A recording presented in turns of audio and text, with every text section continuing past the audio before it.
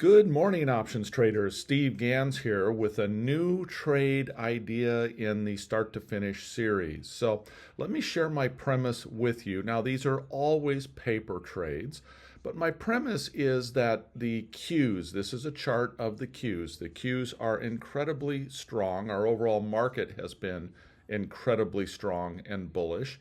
And there's a couple things that I feel are kind of catalysts making this continue to be stronger. One of them is NVIDIA, and specifically how NVIDIA just had a 10-for-1 stock split. Usually after a stock split, and more people can now buy shares of a stock like NVIDIA, they start piling into those. On top of that, we have Apple's major announcements where they're starting to use AI, and AI is going to work best on newer phones. So we may get a little bit of a what I'll call a super cycle there, with people potentially buying new Apple phones going into the end of this year as well.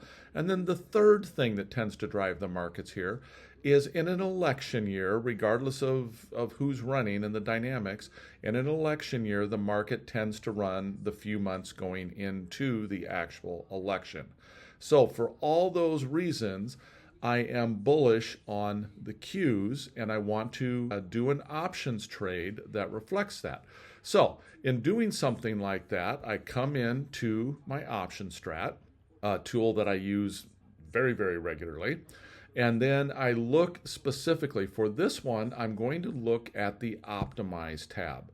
So given all those premises that I just gave you, that I'm interested in the Qs, I can put in a target price. So my target price here in the Qs might be, I think, 470, maybe 475 in the next month and a half, something along those lines. So let me just put in here 470. And this will show me an entire host of different positions that I may want to consider given that I'm bullish on the Qs.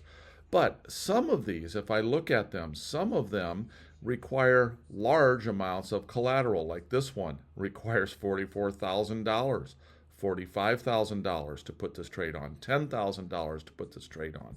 So what if I'm limited in the budget that I have or the amount that I'm willing to risk in a trade? Well, I can come in here and I can say, you know what? I want this to be $1,000. I don't want to put any more than that into a specific trade. This will instantly sort down the types of trades that will fit my particular criteria. So now that it's narrowed it down to these two trades, a bull call spread, basically where we're buying a call and then selling a higher up call, or the bull put spread, where we are selling a put and then buying a lower put. If we look at these two, I can look at the characteristics of them right here. I can see that this particular trade gives me a 42% return on my risk and a potential $282 profit for a 668 risk. This one, 137 in profit for a 363 risk. This one has a little higher chance of working out, 63 versus 57. So I can look at these two and kind of decide, what do I feel most comfortable with?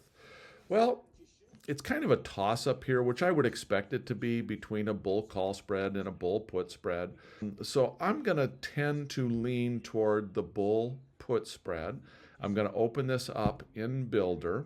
So now that I have this basic trade that I kind of like the concept of, and the reason I selected this one over the other one is I tend to lean toward things where theta is working in my favor, decay is working in my favor. In other words, I don't necessarily in this case have to have this option go higher, or excuse me, this underlying go higher. I just can't have it drop below my break-even point, which is down here around 456.